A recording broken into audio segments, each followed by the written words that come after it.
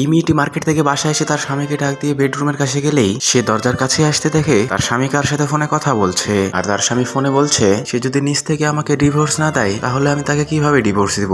এরপর লোকটি ফোনটি কেটে দিলে মেয়েটি তাড়াতাড়ি করে সোফায় গিয়ে বসে ফোনে কথা বলার ভান করতে থাকে। এরপর তার হাজবেন্ড সেখানে আসলে তাকে দেখে বলে আমি অফিসের একটু গুরুত্বপূর্ণ কাজে বাইরে যাচ্ছি। এটা বলে লোকটি যেতে লাগলে মেয়েটি পিছন থেকে তাকে ডাক দেয় আর তাকে বলে আপনি কখন আসবেন। তখন লোকটি তাকে বলে এই তো মিটিং শেষ হলে আমি তাড়াতাড়ি করে চলে আসবো। এরপর লোকটি সেখান থেকে তার গার্লফ্রেন্ডের কাছে চলে আসে আর এসেই তাকে বলে তুমি হঠাৎই এমন তাড়াহুড়া কেন শুরু করেছো, আমাকে একটু সময় দাও তাকে ডিভোর্স দিব বলে এটা বোঝানোর জন্য। তখন মেয়েটি তাকে বলে আমি তোমার কোনো বাহানাই শুনতে চাই না। আর তখন এই লোকটির স্ত্রী তার পিছে পিছে এসে তাদের দেখে ফেলে। এরপরে মেয়েটি তার হাত ধরে তাকে বলে আমরা আর এইভাবে কতদিন লুকিয়ে লুকিয়ে প্রেম করবো, তুমি তাড়াতাড়ি তোমার ওয়াইফকে ডিভোর্স দাও আর আমাকে বিয়ে করে তোমার ঘরে তোলো। এটা বলতেই লোকটি তাকে বলে আমার একটু সময় প্রয়োজন। এরপর বন্ধুরা কি হয় সেটিকে দেখার আগে আপনি যদি আপনার মাকে মন থেকে ভালোবাসেন তাহলে ভিডিওটিকে লাইক করে চ্যানেলকে সাবস্ক্রাইব করুন।